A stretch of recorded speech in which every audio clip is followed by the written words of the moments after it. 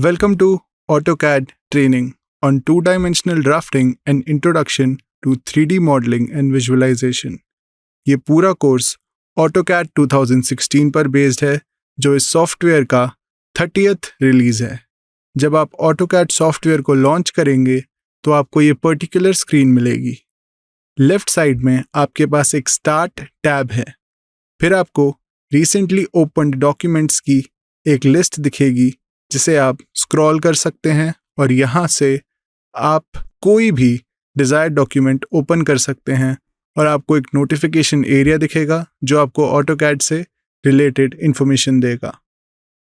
और यहाँ पर एक कनेक्ट सेक्शन है जिसे आप A360 या Autodesk 360 से कनेक्ट कर सकते हैं, which is the cloud service offered by the Autodesk company.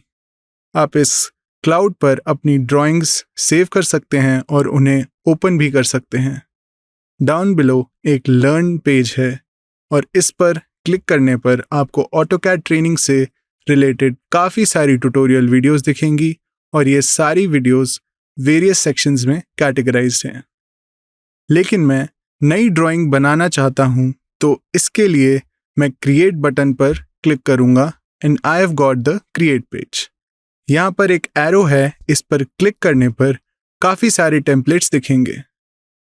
लेकिन अभी मैं किसी भी टेम्पलेट को यूज़ नहीं करूँगा क्योंकि मैं स्क्रैच से ड्राइंग स्टार्ट करना चाहता हूँ। तो मैं स्टार्ट ड्राइंग बटन पर क्लिक करूँगा और यहाँ पर क्लिक करने से मैं एक ब्लैंक ड्राइंग फाइल पर पहुँच जाऊँगा और आप AutoCAD सॉफ्टवेयर का इंटरफेस देख सकते हैं। अपर लेफ्ट कॉर्नर में ये बटन है जिसे एप्लीकेशन बटन कहते हैं। इस पर क्लिक करने से मुझे मेन्यू मिलेगा और इसे एप्लीकेशन मेन्यू कहते हैं।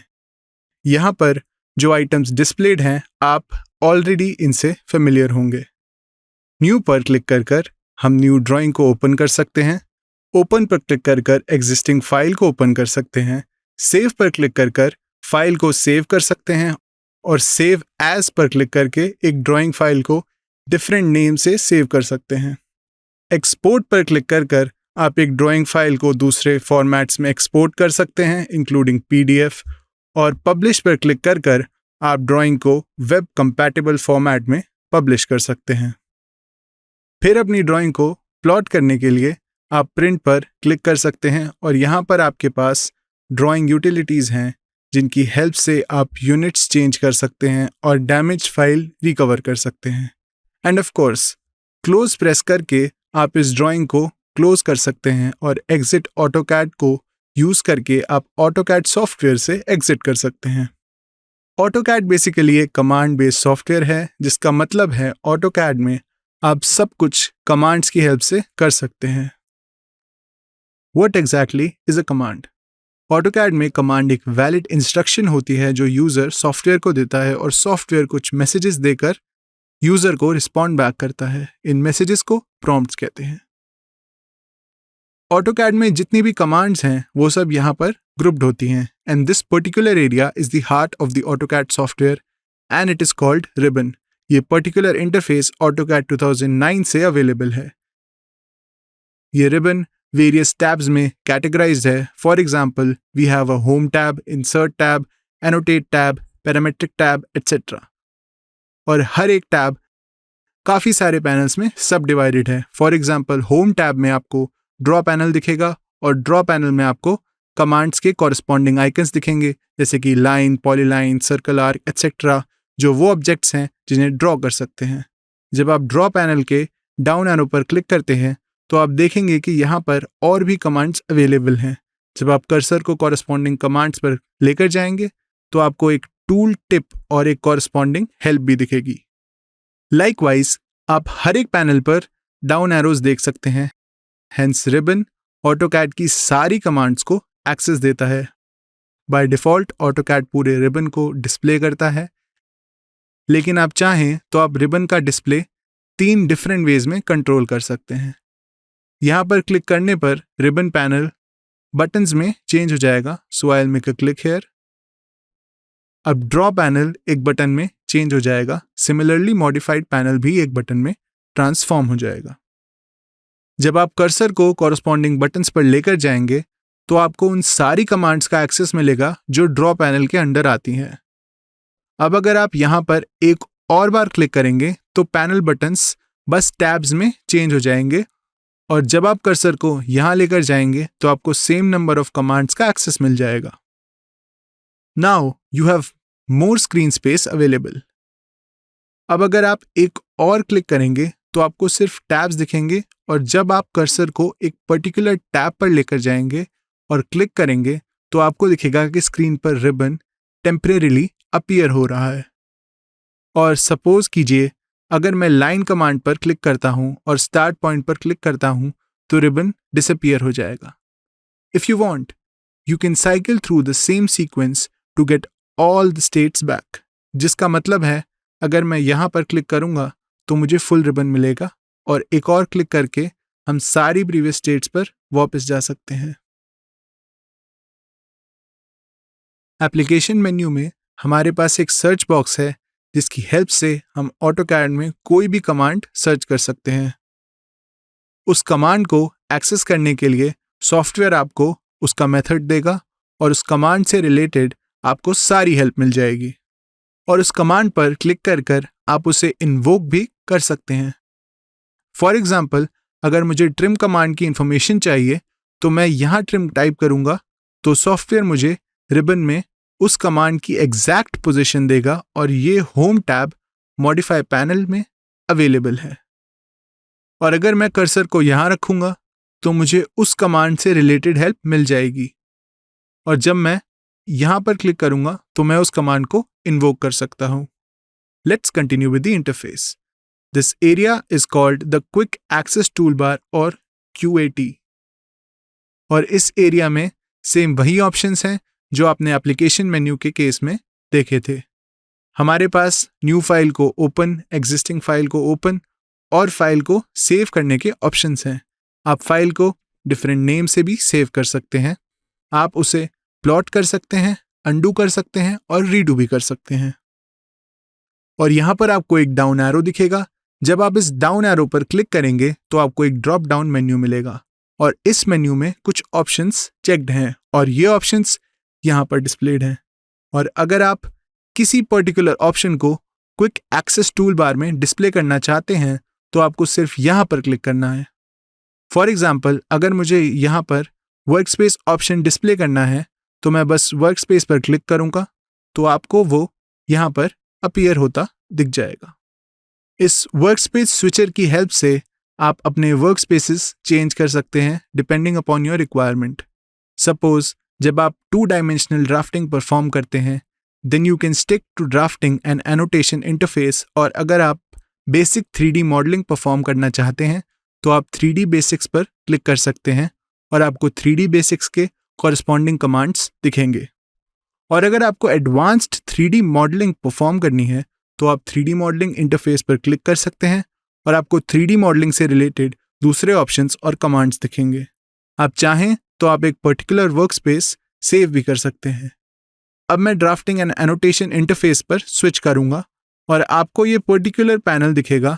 इसे डिज़ाइन फीड पैनल कहते हैं, और आप इसे क्लोज कर सकते हैं। आपको एक्चुअली वर्कस्पेस स्विचर को क्विक एक्सेस टूल बार पर एक्टिवेट करने की ज़रूरत नहीं है। ऐसा इसलिए क्योंकि हमारे पास सेम ऑप्शंस हैं as gear icons in the status bar toggles. जब आप गियर आइकन पर क्लिक करेंगे तो आपको वर्कस्पेस स्विच करने के सेम ऑप्शंस दिखेंगे। तो मैं क्विक एक्सेस टूल बार में वर्कस्पेस स्विचर ऑप्शन को डिसेबल करूंगा। तो इसे डिसेबल करने के लिए I will just click it. अब मैं इस डाउन एरो पर क्लिक करूंगा, फिर शो मेन्यू बार ऑप्शन पर क्लिक करूंगा और मुझे मेन्यू बार मिल जाएगा। जब आप कर्सर को इस मेन्यू बार पर लेकर जाएंगे तो आपको एक स्पेशल टाइप का मेन्यू मिलेगा जिसे पुल डाउन मेन्यू कहते हैं। अगर आप ऑटोकैड के ओल्डर वर्जन से स्विच कर रहे हैं तो आप ऑलरेडी इस मेन्यू से फेमिलियर होंगे, और इस मेन्यू में आपको वो सारी कमांड्स दिखेंगी जो रिबन में होती हैं। अब मुझे ये नहीं चाहिए तो मैं मेन्यू बार को हाइड कर दूंगा। इसके लिए मैं हाइड मेन्यू बार पर क्लिक करूंगा। इस एरिया को हम टाइटल बार कहते हैं क्योंकि ये ऑटोकैड के वर्जन नेम के साथ साथ आपकी ड्राइंग फाइल का टाइटल भी इंडिकेट करता है। यहाँ पर आप कोई भी कमांड नेम या फ्रेज को की इन कर सकते हैं और आपको सॉफ्टवेयर के ऑनलाइन हेल्प सिस्टम से कंप्लीट हेल्प मिलेगी। फॉर एग्जाम्पल, अगर मैं ट्रिम कमांड देता हूँ और फिर एंटर प्रेस करता हूँ तो मुझे ट्रिम कमांड की कंप्लीट इंफॉर्मेशन मिलेगी।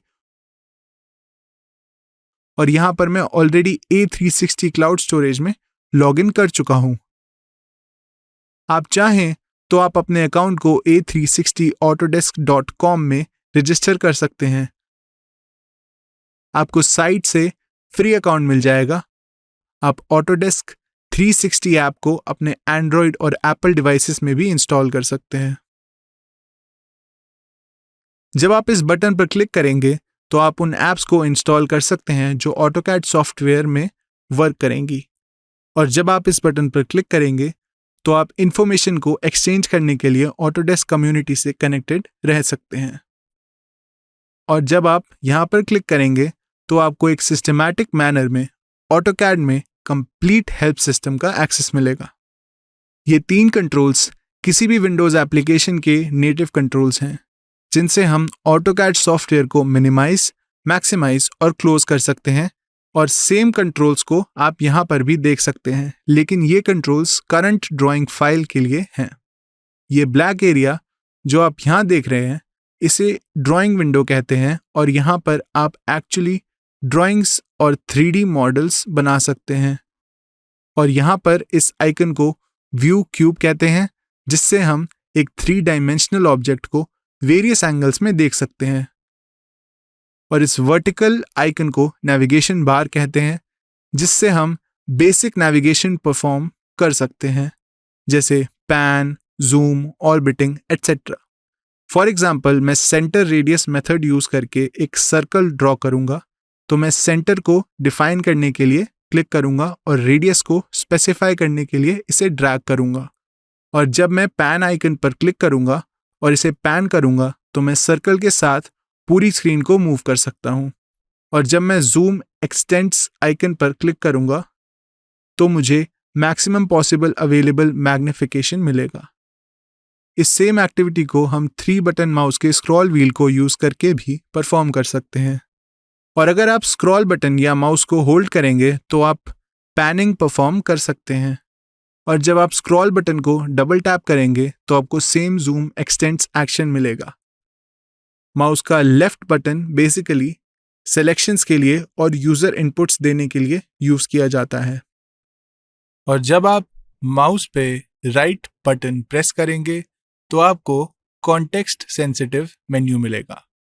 जब मैं यहाँ क्लिक करूंगा तो मुझे ये पर्टिकुलर मेन्यू मिलेगा, और जब मैं यहाँ क्लिक करूंगा तो मुझे एक डिफरेंट मेन्यू मिलेगा, और जब मैं यहाँ क्लिक करूंगा तो एक डिफरेंट मेन्यू मिलेगा। So depending upon where I click, मुझे एक कॉरेस्पॉन्डिंग मेन्यू मिलेगा। माउस के स्क्रॉल व्हील रोल करके आप जूम इन और जूम आउट कर सकते हैं। अगर ऑब्जेक्ट स्क्रीन के बाहर पहुंच गए हैं तो उसे स्क्रीन में लाने के लिए आप जूम एक्सटेंड्स प्रेस कर सकते हैं। इसके लिए आप नेविगेशन बार यूज कर सकते हैं या फिर स्क्रॉल व्हील पे डबल टैप कर सकते हैं। यहाँ पर इस आइकन को यूजर कोऑर्डिनेट सिस्टम आइकन कहते हैं, जो एक्स और वाई एक्सेस की डायरेक्शन इंडिकेट करता है। और इस एरिया को कमांड लाइन कहते हैं। आप चाहें तो इस क्रॉस पर क्लिक करके ऐप कमांड लाइन को यूज कर सकते हैं एंड जस्ट गिव यस। और जब आप कंट्रोल की और 9 की को साइमल्टेनियसली प्रेस करेंगे तो आपको कमांड लाइन वापस मिल जाएगी। स्क्रीन के अपर लेफ्ट कॉर्नर में इन कैनवस कंट्रोल्स देख सकते हैं। यहाँ पर एक हाइफन देख सकते हैं जिसे व्यू पोर्ट कंट्रोल्स कहते हैं, जिसकी हेल्प से स्क्रीन को नंबर ऑफ सब स्क्रीन्स में सब डिवाइड कर सकते हैं। जब आप यहाँ पर क्लिक करेंगे तो आपको नंबर ऑफ व्यूज दिखेंगे जो प्री डिफाइंड है, जिनकी हेल्प से हम 3D ऑब्जेक्ट का डिजायर्ड व्यू ले सकते हैं। और ये पर्टिकुलर ऑप्शन 3D ऑब्जेक्ट का विजुअल स्टाइल चेंज करने के लिए यूज होता है। तो इन ऑप्शंस को जनरली सिर्फ 3 डायमेंशंस में यूज करते हैं। बॉटम लेफ्ट कॉर्नर में हमारे पास मॉडल टैब और लेआउट टैब्स हैं। ऑटोकैड में आप बेसिकली 2 स्क्रीन्स पर काम करते हैं। एक को मॉडल स्पेस कहते हैं और दूसरे को पेपर स्पेस। पेपर स्पेस को लेआउट्स भी कहते हैं। जब आप लेआउट टैब्स पर क्लिक करते हैं तो आपको पेपर की एक वर्चुअल शीट दिखेगी। आप अपनी ड्राइंग को डिफरेंट पेपर साइजेस और डिफरेंट स्केल्स में प्लॉट कर सकते हैं। जब आप कर्सर को फाइल टैब पर लेकर जाएंगे तो आपको सेम ऑप्शंस दिखेंगे। तो मैं मॉडल पर क्लिक करके मॉडल स्पेस और वापस आऊंगा। जब आप व्यू मेन्यू पर क्लिक करेंगे तो आपको ऑटोकैड स्क्रीन में वेरियस आइकन्स के डिस्प्ले को टॉगल करने का ऑप्शन दिखेगा। जब आप UCS आइकन पर क्लिक करेंगे तो UCS आइकन का डिस्प्ले सप्रेस हो जाएगा। जब आप व्यू क्यूब पर क्लिक करेंगे तो आप व्यू क्यूब का डिस्प्ले सप्रेस कर सकते हैं। अब क्योंकि हमें लेआउट फाइल टैब से मिलता है तो हम यहाँ पर लेआउट का डिस्प्ले सप्रेस कर सकते हैं, जिससे वो बॉटम लेफ्ट कॉर्नर से डिसअपीयर हो जाएगा। यहाँ पर हमारे पास एक सेट ऑफ आइटम्स हैं जिसे स्टेटस बार टॉगल्स कहते हैं। हर एक आइटम ऑन स्टेट या फिर ऑफ स्टेट में हो सकता है। जब एक आइटम ऑन स्टेट होती है तो वो ब्लू कलर में डिस्प्ले होती है, और जब वो ऑफ होती है तो ग्रे कलर में डिस्प्ले होती है। और हर एक आइटम का अपना मेन्यू हो सकता है जो आपको उस पर क्लिक करने पर दिखेगा। फॉर एग्जाम्पल, जब मैं यहाँ पर राइट क्लिक करता हूँ तो मुझे ये पर्टिकुलर मेन्यू मिलेगा, लेकिन जब मैं इस पर्टिकुलर आइटम पर राइट क्लिक करता हूँ तो मुझे एक डिफरेंट मेन्यू मिलेगा। आप चाहें तो आप आइटम्स को ऐड या रिमूव भी कर सकते हैं, और उसके लिए आपको सिर्फ कस्टमाइजेशन बटन पर क्लिक करना है, which is at the lower right corner. जब आप यहाँ पर क्लिक करते हैं तो आपको बहुत सारे ऑप्शंस दिखेंगे। अगर मुझे क्विक प्रॉपर्टीज को ऐड करना है तो मैं यहाँ पर क्लिक करूंगा, जिससे क्विक प्रॉपर्टीज यहाँ पर अपीयर हो जाएंगी। आप चाहें तो आप इस आइटम को अनचेक करके स्टेटस बार टॉगल एरिया से रिमूव भी कर सकते हैं। Now we have covered all the elements in AutoCAD user interface. चलिए अब एक न्यू फाइल ओपन करते हैं and let's work on it in AutoCAD. एक न्यू फाइल को ओपन करने के डिफरेंट मेथड्स होते हैं, as we have discussed before.